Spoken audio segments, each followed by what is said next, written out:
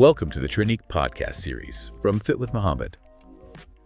Have you ever, felt that little bit of hesitation when thinking about starting something new with fitness?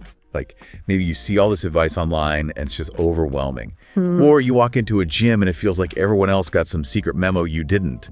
It's easy to feel that way, isn't it? It really is. But what's the real difference between just trying something for a week and actually building a fitness habit that sticks, something you, enjoy? Yeah, that's the key question. So today we're doing a deep dive into the human side of it all. We're looking at how fitness pros help people like you get past those doubts, set goals that actually mean something, and find a way to thrive. Exactly. Our mission here is really to simplify that whole relationship part of coaching. Things like emotional intelligence, communication, making it personal. That's what makes the real difference. We want to show you how good trainers understand where you're coming from, your fears, your journey, and help you find genuine enjoyment and success in moving your body. Okay, so let's start right at the beginning. That starting line. It can feel exciting, but also maybe a little scary. Definitely. You might be thinking, am I going to look foolish? Or what if I just fail? There's often a lot more going on under the surface than just, the physical part. That's spot on. And it's something trainers really need to get. See, most personal training specialists, they love exercise, right? They've probably had years of good experiences. Sure. But clients often come in with totally different baggage. Maybe bad memories from school gym class. Oh yeah, I hear that one a lot. Or maybe they tried something before and it just felt awful. There's this common idea that exercise has to be uncomfortable to work. Which isn't true. Exactly. Plus, people often have these really high expectations for themselves right away, or they're just plain scared of failing, or they honestly don't know what to do. And that feeling that everyone is watching me and judging me, it's huge. So many people feel isolated, thinking they're the only one feeling that way. Right. A good trainer doesn't just brush that off. They hear it, they acknowledge it, they understand their own positive fitness journey might be worlds away from what you've experienced. That makes so much sense. Meeting you where you are, not where they are. So, okay, they understand the fears. How do they help you actually move past them to feel empowered? It sounds like it's got to be more than just a workout plan. Oh, way more. It's really about building up that foundation of belief in yourself. One thing they might do is just get you talking about times you did achieve something, anything. Even if it wasn't fitness related. Yeah, absolutely. Reminding you of a time you overcame any challenge helps validate your strength. A trainer might say, tell me about a time you kind of surprised yourself with what you can do. And then tracking progress. But not just the big stuff, celebrating all the wins no matter how small they seem. Did you make it to all your sessions this week? Awesome. Did you hold that plank 5 seconds longer? Great. So acknowledging the little steps. Crucial. It helps you see your progress. And building that sense of community is big too. Letting you know you're not alone. Maybe sharing, with permission, of course, stories of others who felt the same way. That builds belief. Like, okay, if they could do it, maybe I can too. Yeah, that connection helped. And knowledge. Knowledge is power, right? Yeah. So guiding you on how to do things, giving you cues, and then really praising you when you remember and use them. That builds what we call self-efficacy. Your belief you can actually do it. Exactly. And they use these continuing questions. So if you say, oh, I could never do that, they might gently ask, well, what would it be like if you could? Shifting the focus. Yeah. Or what would that look like? What small step could we take towards that? It's not pushing. It's helping you visualize, helping you tap into the strength you already have inside. That reframe from I can't to what if feels really powerful. Does that positive feeling kind of spill over into other parts of life? That's a great point. It often does. When people start having these breakthroughs in fitness, making good choices, hitting small goals, it boosts confidence. Big time. I bet. And that confidence, that happiness, it tends to leak into everything else. Work, relationships. A good trainer helps you get there. But they're also careful not to create dependency.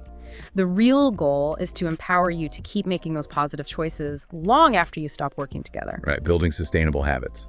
Okay, so we've tackled the starting fears. Yeah. Now let's talk about the actual journey. You mentioned it's a process, right? Not just one big jump.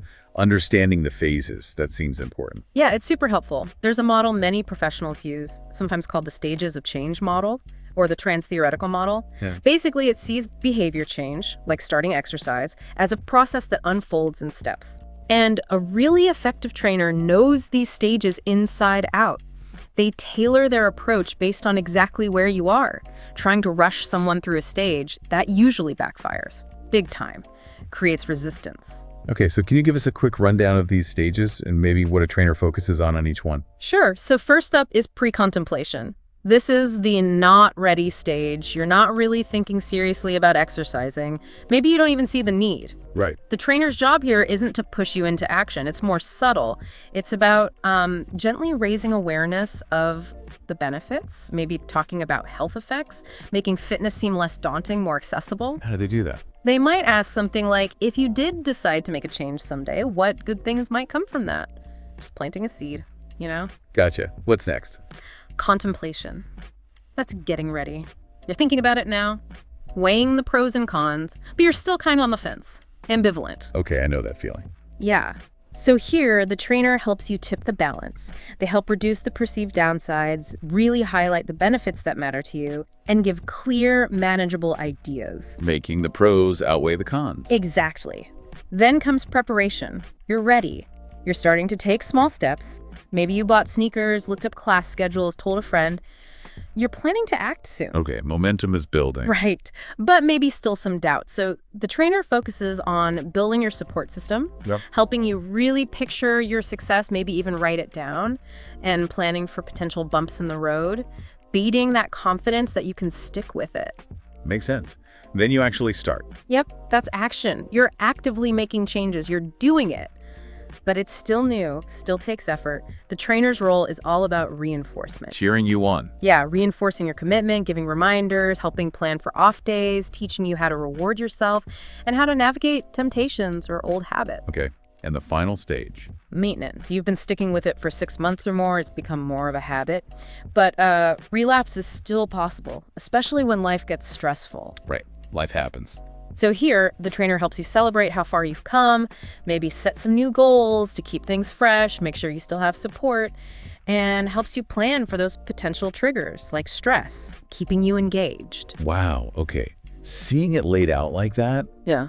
it really helps you understand yourself, doesn't it? Yeah. Like if you know you're in contemplation, you know the next step isn't necessarily joining a boot camp tomorrow, but maybe just talking more about the benefits. Exactly. And you can see how a good coach matches their approach. They're not pushing you to be in action when you're still just thinking about it. Yeah. That feels way more effective. It really is. It respects your process. Okay, so moving on. Motivation. That's the million-dollar question, right? How do you keep it going? Especially when it gets hard. You mentioned it starts with your why. Yeah, absolutely. Your why isn't just like, I want to lose 10 pounds. It's the reason behind that. The deeper emotional thing. Like what? Like, I want to lose weight so I can chase my kids around the park without getting winded. Or I want to feel stronger so I feel more confident walking home alone at night. It's the feeling or the ability you're really after. Ah, okay. The feeling. Right. And trainers dig into that. They ask future-focused questions. When you reach that goal, what will your life look like? How will you feel? Getting you to picture it. Exactly. Yeah. Connecting you to that vivid emotional outcome. That's powerful fuel when things get tough. That makes total sense. Find your fuel first. Okay, so you have your why, then you need a plan, a roadmap. And that's where SMART goals come in, right? Yeah, SMART goals are a great framework. Most people have heard of it, but using it well is key. So break it down for us, the applied version. Okay, S is specific. Don't just say get fit. What does fit mean to you? What will you be able to do? What will it feel like? Get detailed. Sensory details help. Make it real. M is measurable. How will you know you're making progress? Some things are easy, like running distance or lifting weight. For others, like more energy, maybe use a 1-10 scale each day. Find something to track. Right, if you can't measure it. You can't manage it or celebrate it. A is attainable. Your goal needs concrete steps. Want to do 10 pull-ups. Okay, the attainable step is maybe 3 strength sessions a week, focusing on back and arms. Consistency trumps crazy intensity here. Little steps add up. Totally. And R is realistic. This is crucial.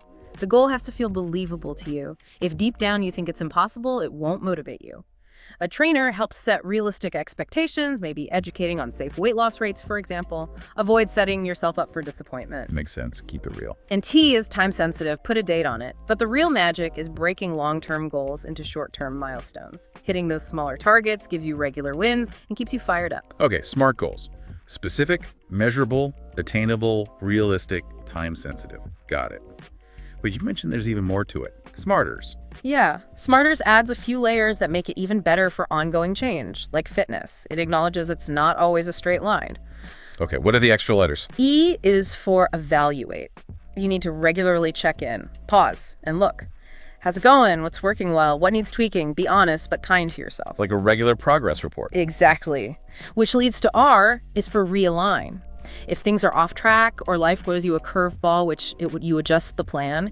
It's not failure, it's adaptation.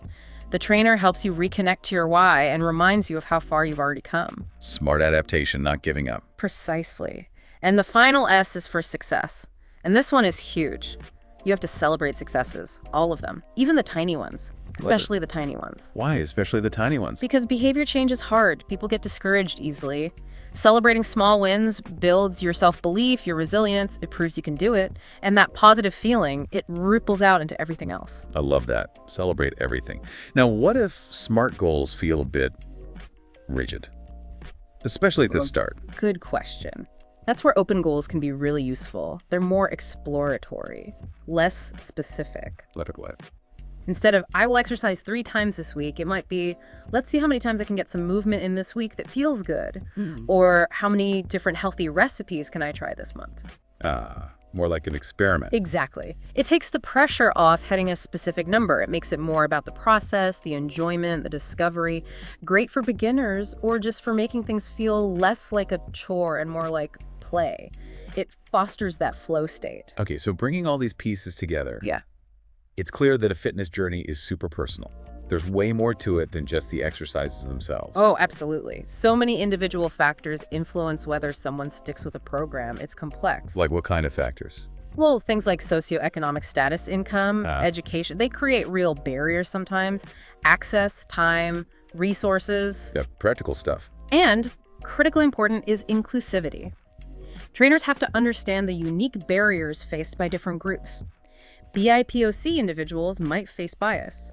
2S LGBTQIA+ folks need safe spaces. Older adults, people with disabilities, visible or invisible, people in larger bodies. Everyone needs to feel genuinely welcome and safe. Understanding intersectionality, how different identities overlap, is key. So creating that safe, welcoming space is non-negotiable. Foundational. Then there's your mindset. We talked about self-efficacy, believing you can do it. Self-motivation is huge too. How driven are you internally? Right. Past experience plays a massive role. What's your recent activity history? Did you have positive experiences with movement as a kid? Or negative ones? Bullying, injuries, bad coaches? Those can be genuinely traumatic. So trainers need to be sensitive to that. Absolutely. A trauma-informed approach is vital, creating space for those experiences without judgment, and ultimately, enjoyment. If you don't find some kind of joy or satisfaction in it, it's probably not going to stick long-term. Okay, so lots of individual stuff, but what about things outside of us? Our environment? Huge impact. Social support is a big one. Family, friends, workout buddies. Having people cheering you on helps immensely. And if you don't have that? A good trainer can be that support or help you find a supportive community.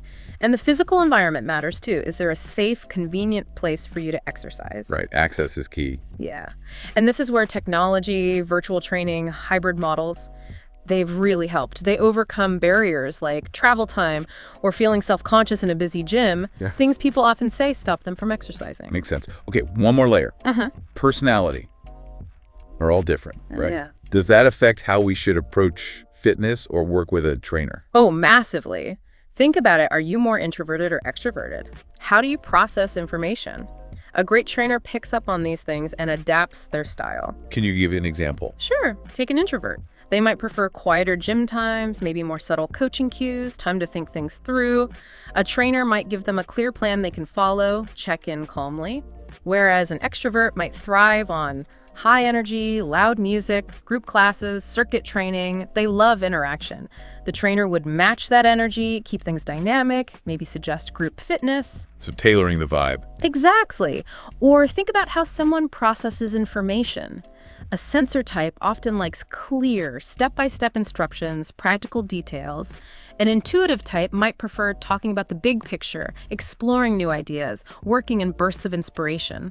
A skilled trainer notices these preferences and adjusts how they explain things, how they structure sessions. They meet your style. It makes the whole experience feel much more natural and effective for you. It sounds like the best approach is really a partnership then. You and your trainer working together, building an alliance. That's the perfect word for it. Programming alliance. It's foundational. The trainer sees program design as a team effort, not them just telling you what to do. How does that look in practice? They seek your input constantly. How'd that feel? What adjustments should we make? They use inclusive language. Let's figure out the best solution together.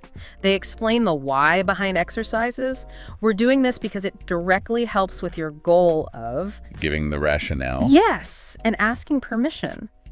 Can I explain why this approach might be safer or more effective for you right now? It builds trust and respect. If there's a disagreement, maybe you want to do something the trainer thinks isn't right, yet they address it openly, respectfully. Find common ground. So it's a real collaboration. And I guess good trainers are always learning and reflecting on their own skills too. Constantly. Great professionals reflect on what they do well, where they can improve, and they always stay within their scope of practice. They know what they're qualified to do and what needs a referral elsewhere. It's about providing the best, most ethical support. You know, this makes me wonder, if you started recognizing your own stage of change for other things in life, or understood what truly motivates you, how might that change how you tackle any new challenge? Not just fitness. That's a really interesting thought, because what's fascinating here, isn't it, is that all these principles we've talked about, understanding fears, adapting, setting smart goals, building alliances, they're not just for fitness. They're powerful tools you can use almost anywhere you want to grow or achieve something. Think about how you could use these ideas to empower yourself, or maybe help someone else find more joy and success in whatever challenge they're facing. Thanks for tuning into the Training Podcast from Fit with Mohammed. If you found this episode helpful, don't forget to like, subscribe, and share it with someone on their fitness journey. Stay strong, stay consistent, and I'll see you in the next episode.